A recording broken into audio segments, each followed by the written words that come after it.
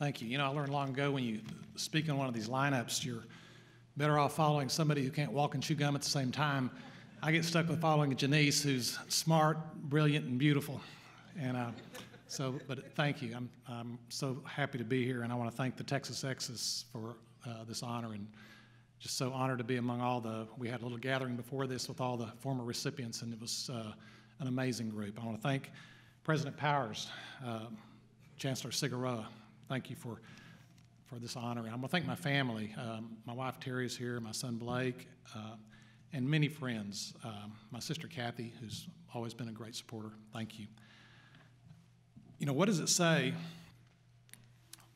about a place where you spend sort of 4 pretty short years when you're pretty young, and you fall so in love with it that you spend the rest of your life coming back?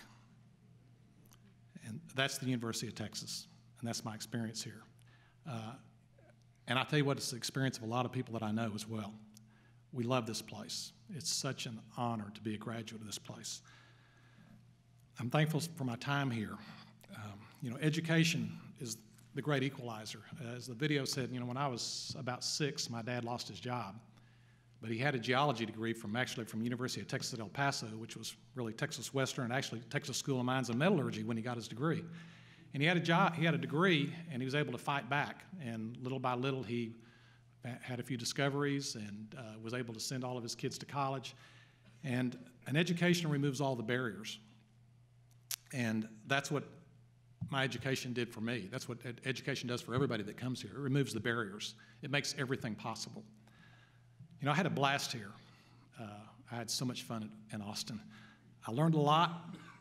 I made a lot of lifelong friends who I still love and I still enjoy being with. Many of them are here tonight. But, you know, probably the best thing that came out of my time at the University of Texas was I met Terry. And we've been married for 36 years, and when I think of all the things that came out of my 4 years in Austin, she was by far the best. You know, this is a great institution. It's not a good institution. It's a great institution. I really saw it inside and out serving on the Board of Regents. And I saw what goes on here that most people don't see if you're not here serving in some capacity. Charles Matthews sees it because he's here.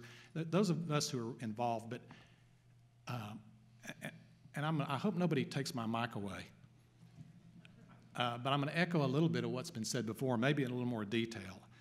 You know, I'm sure many of you have followed the recent controversy over our drop of a few points in one of the ranking magazines here this last year, and how we dropped from 46 to whatever. And you know what really frustrates me is that nobody really knows what's behind this stuff unless you look into it. For example, Texas, you know, we compete in these rankings with schools that have medical schools. And a lot of times, one of the things that's valued highly is sponsored research. Well, you know, we don't have a medical school, it's coming, but we compete with schools in these rankings that have medical schools that have hundreds of millions of dollars of sponsored research. But UT Austin doesn't have their own, you know, in Texas, our medical schools have been separated out. So we don't, but in other states, the medical schools are often part of the university. So we're competing in the rankings for things like that. This last thing, for example, if the system that's ranking you happens to value freshman admissions based on class standing, Texas is going to do really well because 75% of our class comes from class standing alone. If it comes from solely SAT, we might not do as well because we have to accept 75% of our students from class ranking alone. It frustrates me. All this begs the question, why in the world are we attacking each other over this? But we are. And I must say, well, I'll tell you one thing.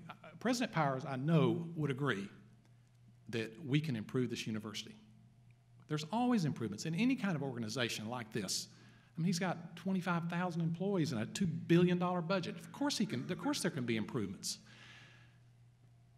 But in my opinion, the circus that is currently playing out with some of our leaders over this institution is detrimental to the kind of constructive change that will make us a better institution.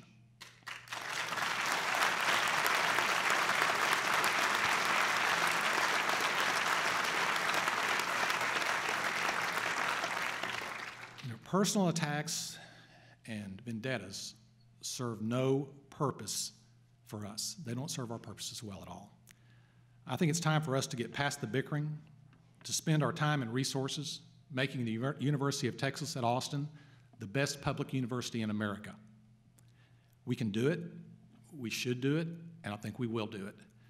I want to thank you, Texas so much for this honor. I love this place. There's no place like the University of Texas. Hook 'em horns.